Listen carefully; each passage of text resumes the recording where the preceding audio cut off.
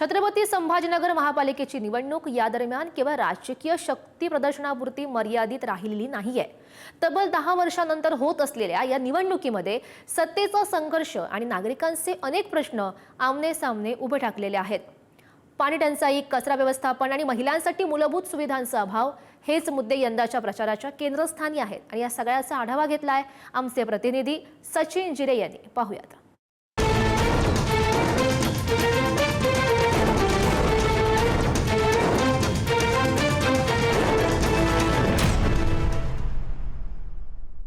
छत्रपती संभाजीनगर महापालिकेची आगामी निवडणूक यावेळी केवळ स्थानिक स्वराज्य संस्थेपुरती मर्यादित राहिली नाही, तर ती सत्ताधारी महायुतीसाठी ताकदीची कसोटी आणि विरोधकांसाठी राजकीय अस्तित्वाची लढाई ठरू पाहत आहे। तब्बल 10 वर्षांनंतर होत असलेल्या या निवडणुकीच्या पार्श्वभूमीवर शहरासह जिल्ह्यातील राजकीय समीकरणे पूर्णपणे बदललेली दिसत आहेत। यंदाच्या निवडणुकीत 29 प्रभागातून 115 नगरसेवक निवडून येणार आहेत। 2015 मध्ये बहुकोनी निकाल लागला होता, तरी त्यानंतरच्या 10 वर्षात घडलेल्या राजकीय घडामोडींनी जुन्या आघाड्या आणि समीकरणांना छेद दिला आहे। लोकसभा आणि विधानसभा निवडणुकीमध्ये मिळालेल्या यशामुळे भाजप शिंदेंची शिवसेनेचा आत्मविश्वास जो आहे सध्या उंचावलेला दिसत आहे। भाजपने विकास, पायाभूत सुविधा आणि हिंदुत्वाच्या मुद्द्यावर शहरात मजबूत शहरी वोट बँक तयार केली आहे। शिवसेना फुटीनंतर जिल्ह्यातील बहुतांश पारंपरिक शिवसैनिक हे शिंदेंच्या बाजूने उभे राहिल्याने महायुतीचे संख्याबळ अधिक भक्कम झाले आहे। 10 वर्षांनंतर होणाऱ्या या निवडणुकीत महायुतीला सत्ता टिकवण्याचे आव्हान तर विरोधकांना पुन्हा उभारी घेण्याची संधी आहे। छत्रपती संभाजीनगर महापालिकेवर यावेळी कुणाचा झेंडा फडकतो याकडे संपूर्ण राज्याचे लक्ष लागले आहे।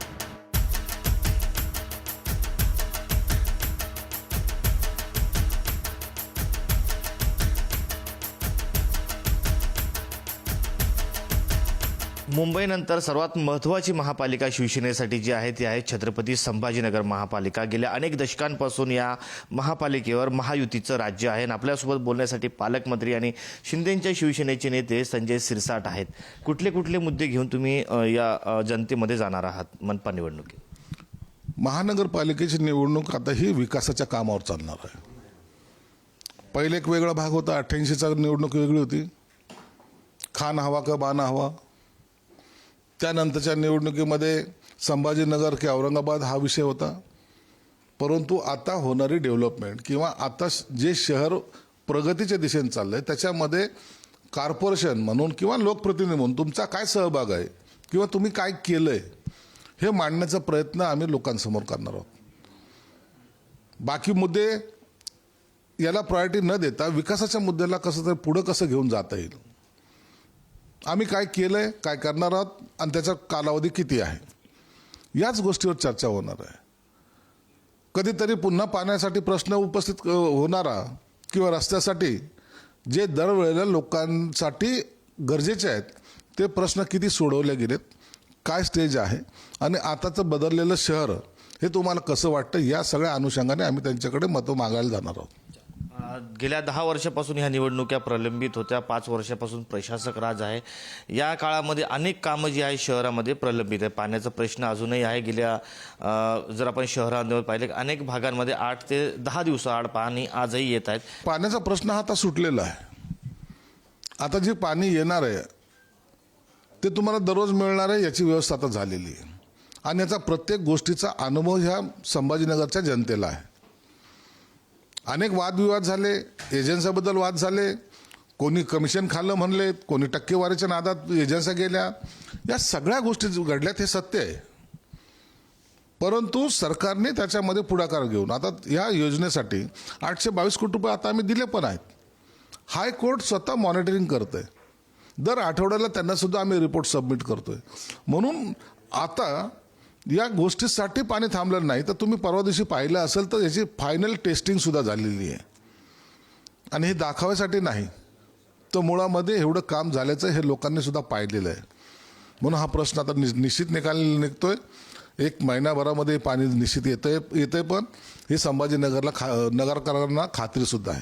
म्हणून आता तो प्रश्न राहणार नाही अशी मला सुद्धा खात्री आहे। नाही, इम्तियाज जलील हा आमचा विरोधक होऊ शकत नाही। त्यांचा जो काही जातीच्या आधारावर जो काही भाग आहे मुस्लिम भाग जो आहे त्या ठिकाणी त्यांचं प्राबल्य असू शकतं, परंतु आमच्यासाठी तो आमचा स्पर्धक नाही. आमच्याकडे जे काही उबाटाचे जे काही लोक होती त्यांची सुद्धा अवस्था एवढी केविलवाणी आहे की त्यांच्याकडे उमेदवार त्यांना भेटत नाहीत. तुम्ही आता हे 30 तारखेपर्यंत फॉर्म भरायची तारीख आहे, तुम्ही पाहाल त्यांना उमेदवारी दाखल करायला सुद्धा चांगले कॅन्डिडेट मिळणार नाही.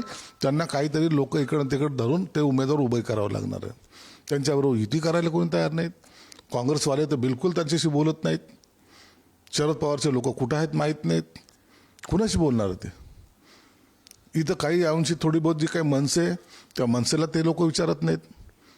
म्हणून आता सगळे पक्ष बाकीचे अकेलोरा चलोराच्या भूमिकेत आहेत आणि आम्ही महायुतीच्या भूमिकेत आहोत.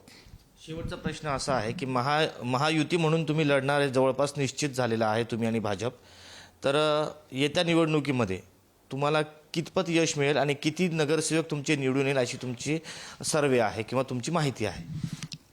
आम्ही महायुती म्हणून जर चांगली युती आमची जर झाली तर जवळपास दोन्ही पक्षांचे मिळून 70 ते 75चा आकडा गाठायचा आमचा प्रयत्न आहे. हे दोन्ही पक्ष मिळून. आणि त्या महायुतीसाठी तेवढी जागा भरपूर आहेत. आमची सत्ता येणार एवढं मात्र निश्चित आहे. आणि त्याच्यासाठी जो प्रयत्न करावा लागेल तो प्रयत्न आम्ही करू. आपल्यासोबत ठाकरेंच्या शिवसेनेचे नेते माजी विरोधी पक्षनेते अंबादास दानवे आहेत. आपण त्यांच्याशी मनपा निवडणुकी संदर्भात चर्चा करूयात. शिवसेना आता कुठले कुठले मुद्दे घेऊन जनतेमध्ये जाणार आहे? मुद्दे तर येतील. आत्ताच काही गोष्टी सांगणं योग्य होणार नाही, परंतु शिवसेना जे मुद्दे काढेल त्याचं उत्तर सत्ताधाऱ्यांकडे नसेल. खोटा प्रचार करणं हे सत्ताधारी लोकांचं, भारतीय जनता पार्टीचं, शिंदे गटाचं हे काम आहे. खोटारडा प्रचार, पूर्ण खोटारडा. आणि त्याच्यामुळं हे तर सगळे काय लढणार, हे सगळे भ्रष्टाचारानं बरबटलेले लोक आहेत. जे कोणी नेतृत्व करणार आहे हे भ्रष्टाचारानं बरबटलेले. आणि म्हणून महानगरपालिकासुद्धा मागच्या 4-5 वर्षामध्ये यांनी भ्रष्टाचाराचा अड्डा बनवलेला आहे. आत्ताच मी कोणतं काय नाही सांगणार, कारण अजून सुरुवात आहे. हे सगळं नंतरच्या टप्प्यातले शस्त्र आहे. आताच पहिल्याच टप्प्यामध्ये सगळे शस्त्र बाहेर काढायचे नसतात. परंतु यांना दे माय धरणी ठाय करू एवढं नक्की सांगतो. त्यांचं संजय शिरसाट पालकमंत्री आहेत, त्यांचं म्हणणं असं आहे पाण्याचा प्रश्न जवळपास मिटलेला आहे, बेरोजगारीचा प्रश्न देखील मिटव. व्हेरी गुड, छान आहे. पाण्याचा प्रश्न मिटला, आम्ही निवडणूक लढत नाही. कालच कोणत्या तरी वर्तमानपत्रानं बातमी छापली, 365 दिवसात 44 दिवस पाणी.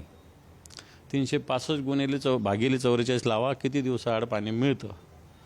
आणि जर असंच पाणी प्रश्न मिटून जर असं पाणी देणार असेल तर अतिशय चांगलं आहे, त्याचं आम्ही स्वागत करतो. संभाजीनगरमध्ये नेहमीच निवडणुका आल्या की खान पाहिजे की बाण पाहिजे अशा पद्धतीचा प्रचार होत असतो. त्यावरती निवडणुका लढल्या देखील गेल्या, अनेकदा अनेक नेत्यांनी ते मान्य देखील केलेलं आहे. आत्ताची निवडणूक वेगळी वाटते का? पुन्हा ते खान आणि बाणच पुन्हा संभाजीनगरमध्ये चालेल? काय वाटतं तुमचा अनुभव? हे बघ, तो काळ होता, खानाचा आणि बाणाचा काळ होता. आता खान आणि बाणपेक्षा पान महत्त्वाचं आहे, पाणी महत्त्वाचं आहे. आता हे पाणी देतात का हे महत्त्वाचं आहे. त्याच्यामुळं मला असं वाटतं खान आणि बाण निश्चित झालेलं आहे. तशी स्थिती खानांकडून पण होती आणि तशी स्थिती बाणांकडून पण होती. परंतु आता जनता जागरूक आहे. आता मला असं वाटतं जातीयवाद करून, शहरात वातावरण खराब करून मोठ्या प्रमाणावर इंडस्ट्री आपल्याकडे येण्याची शक्यता निर्माण झालेली आहे. लोक मोठ्या आशेनं आपल्याकडे बघतायत आणि अशा वेळेस जर शहराचं नाव अशा पद्धतीनं खराब झालं तर त्याच्यावर इफेक्ट होऊ शकतो. त्यामुळं एक सामंजस्याने निवडणुकीत सामोरं जावं. फक्त निवडणुकीत यश मिळवणं एवढं टार्गेट न ठरवता आपल्या शहराचा विचार सगळ्यांनीच करावा असं मला तरी वाटतं. सत्ताधाऱ्यांना घेरण्याची पूर्ण प्लॅनिंग तुम्ही करलेली रणनीती तयार आहे, फक्त ती बिलकुल आम्हाला विचार करायचा नाही. आम्ही याचं सगळं नियोजन पार 15 तारखेपर्यंत कोणत्या दिवशी काय करायचं ठरवलेलं आहे. यांना काय बोलायचं, काय करायचं करू द्या, काय करायचं, कोण उमेदवार यायचे येऊ द्या, किती पैसा टाकायचा टाका, भ्रष्टाचाराने जमा केलेला हा पैसा टाका. परंतु शिवसेना जनशक्तीच्या ताकदीच्या बळावर, उद्धवजींच्या नेतृत्वाच्या शक्तीवर, बाळासाहेबांच्या विचाराच्या शक्तीवर निश्चित करिश्मा दाखवेल. छत्रपती संभाजीनगरमधील सर्वात महत्त्वाच्या पक्षांपैकी एक असलेला MIM पक्ष आणि त्यांचे प्रदेशाध्यक्ष माजी खासदार इम्तियाज जलील आपल्या सोबत आहे. निवडणुकीच्या अनुषंगाने आपण त्यांच्याशी चर्चा करणार आहोत. MIM पक्ष गेल्या वेळेस सर्वात मोठा विरोधी पक्ष म्हणून महापालिकेत होता. यावेळेस तुम्ही कुठले कुठले असे मुद्दे आहे ते घेऊन तुम्ही जनतेसमोर जाणार आहात? भाजपपेक्षा जास्त सीट्स MIMला मिळाली होती आणि यावेळी सुद्धा आमचा पूर्ण विश्वास आहे की सिंगल लार्जेस्ट पार्टी कोणती असणार तर MIM पक्ष असणार आहे. म्हणून आज जे सगळे लाचारी आपल्याला बघायला जे मिळत आहे, एकनाथ शिंदे साहेबांची सेना म्हणते की नाही आम्ही भाजपसोबत जाऊ, भाजप म्हणते की नाही आम्ही नाही काय एकनाथ शिंदेला सोबत घेऊन जाऊ, हे लाचारी आहे आमच्या शहरामध्ये. दुसरे दोघं NCP जे आहे, शरद पवारांची आणि अजित पवारांची NCP, त्यांची गुप्त बैठक झाली. कशामुळे झाली गुप्त बैठक? त्यांच्या नेत्यांची की नाही आपल्याला MIM खूप टफ देणार आहे तर आपण दोघं एकत्र येऊ करके. यावेळी जशा मागच्या निवडणुकीमध्ये काही आमच्या समाजातले दलाल लोक आले होते, त्याच्यामुळे आम्हाला काही पराभव पत्करावा लागला. लोक हुशार झालेले आहे आणि यावेळी लोक खूप हुशारीने MIM सोबत राहतील, कारण त्यांना माहीत आहे की सिंगल लार्जेस्ट पार्टी जे आहे ते MIMच होणार आहे. कुठले मुद्दे घेऊन तुम्ही जाणार जनतेस? काय आहे की आज मागच्या 10 वर्षापासून पाणी पाहिजे, मिळालं का पाणी शहराला? महानगरपालिकेमध्ये कोण होते सत्तेमध्ये? आमच्या विरोधी पक्ष आम्ही होतो. वारंवार आम्ही हे केलं होतं की काही रॉकेट सायन्स आपण करत नाही ना शहरासाठी, की 50 किलोमीटरपासून टाकी आणायची, टाक्या बनवायच्या, लाईन टाकायची आणि लोकांना पाणी मिळालं असतं आतापर्यंत. पण त्याच्यामध्येही ज्या प्रकारचा भ्रष्टाचार झाला, आपल्याला मी सांगतो की याची SIT लागली. SIT तर MJPचे आणि हे जे वेगवेगळ्या डिपार्टमेंट जे कनेक्टेड आहे महानगरपालिकेचं सुद्धा, किती अधिकारी नाही का ते हर्सुल जेलमध्ये बसतील करके. म्हणजे 3,000 कोटी रुपयेपर्यंत. मी समजू शकतो की 750 कोटी रुपयाची स्कीम 1,000 कोटीपर्यंत गेली, 200, 250, 300 कोटी रुपये.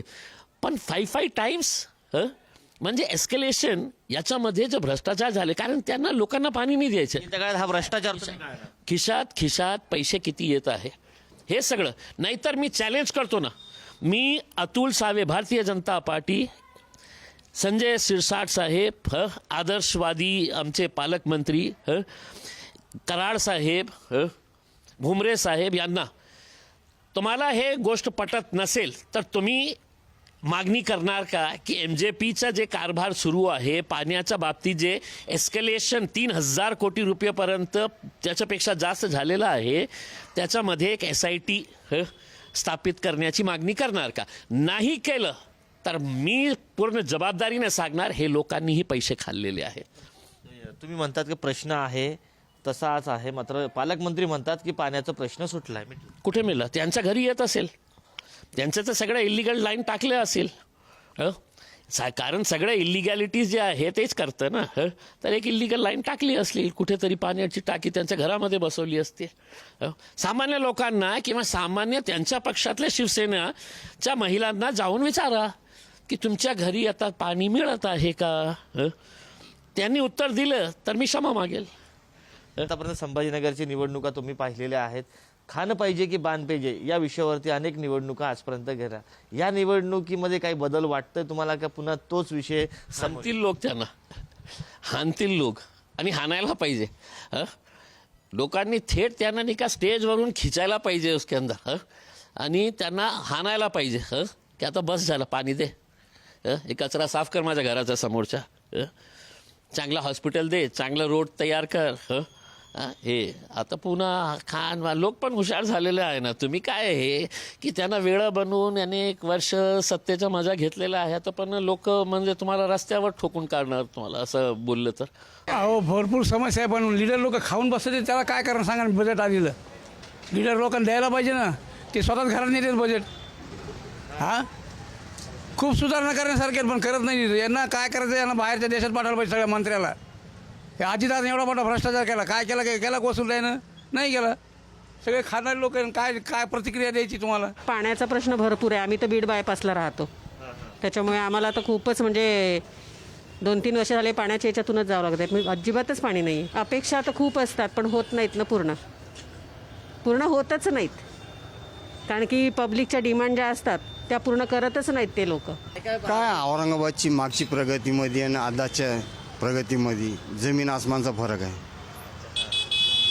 आणि समस्या तर एवढ्या गंभीर आहेत की लोकांकडं, सर्वसाधारण लोकांकडं पाहिलं तर कोण नाही. या प्रतिनिधींना तर वेळच नसतो.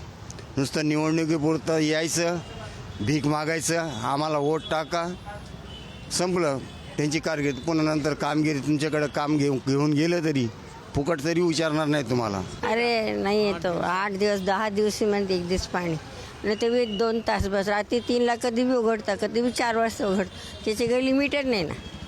आणि याने 4 वाजता उठायचं आणि त्यानं पाणी भरायचं. आता हा वाय का पाणी भरायची?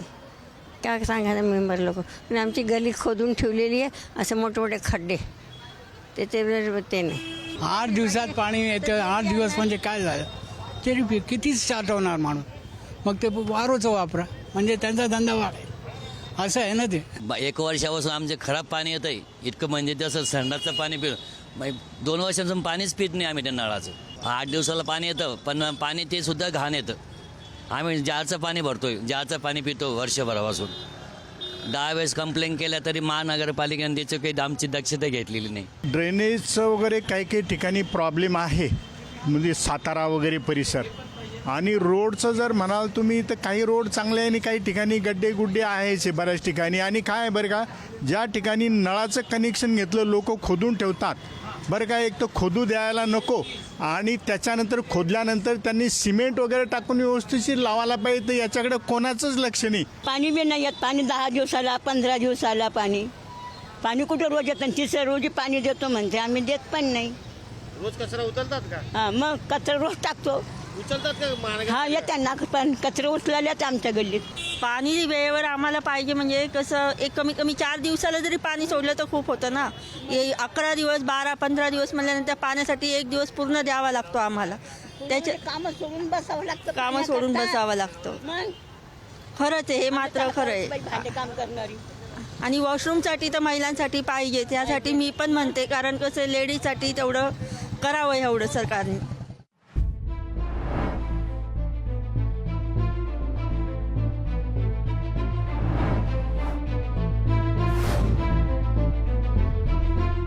छत्रपती संभाजीनगर महापालिकेसंदर्भात आज आपण चर्चा करणार आहोत. यासाठी आपल्यासोबत आहेत दैनिक पुढारीचे कार्यकारी संपादक विनोद काकडे सर, त्याचबरोबर वरिष्ठ पत्रकार सुनील कछवे सर, त्याचबरोबर वरिष्ठ पत्रकार अमित मोरे सर. आपण या तिन्ही वरिष्ठांशी आपण आज राजकीय चर्चा करणार आहोत. छत्रपती संभाजीनगरमधल्या ज्या काही समस्या आहेत, राजकीय परिस्थिती आहे व इतर ज्या काही गोष्टी आहेत त्या संदर्भात आपण आता चर्चा सुरुवात करूया. आपले कार्यकारी संपादक श्री काकडे सरांकडून. सर, ही निवडणूक तुम्ही कशी पाहताय राजकीय दृष्ट्या? ही निवडणूक शिवसेनेसाठी जी आहे, यंदा शिवसेना म्हणजे शिंदेसेना आणि भाजप या दोघांसाठी अस्तित्वाची लढाई आहे.